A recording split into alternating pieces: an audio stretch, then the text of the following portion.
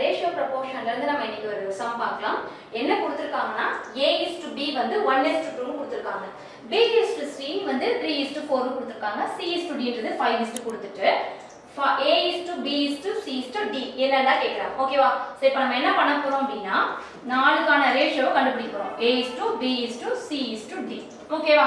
இந்த நாலு வேல்யூமே அப்படியே நம்ம எழுதிர கூடாது. என்ன பண்ணனும்னா ஃபர்ஸ்ட் a க்கும் b க்கும் 1:2 இருக்கா அத அப்படியே எழுதிக்கோங்க. b க்கும் c க்கும் 3:4 இருக்கு இல்லையா அத இதுக்கு கீழ தான் எழுதணும். ஏனா b எனக்கு ரெண்டு தடவை ரிப்பீட் ஆயிருக்கு இல்லையா அப்ப எழுதும்போது 3:4 நான் இங்க தான் எழுத போறேன். அடுத்து c:d ன்றது 5:6 இருக்கு இல்லையா சோ அத இங்க தான் எழுதணும். சரியா?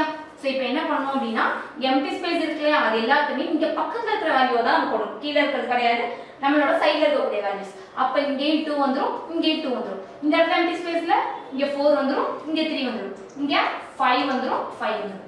ஓகேவா? சோ இப்போ என்ன பண்ணலாம் அப்படினா எல்லாத்தையும் மல்டிப்ளை பண்ணுங்க. இது எல்லாத்தையும் மல்டிப்ளை பண்ணேனா 15. இங்க மல்டிப்ளை பண்ணனா 6 6 5s are 30. ஓகேவா? சோ அதே மாதிரி இங்க மல்டிப்ளை பண்ணா 40.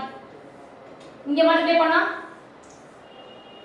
48. ஓகேவா? சோ இந்த சம்கான கரெக்ட்டான ஆன்சர் இதேதான். இதே மெத்தட யூஸ் பண்ணி இந்த சம்கான ஆன்சர் என்னன்றதை கமெண்ட் பண்ணுங்க. Thank you.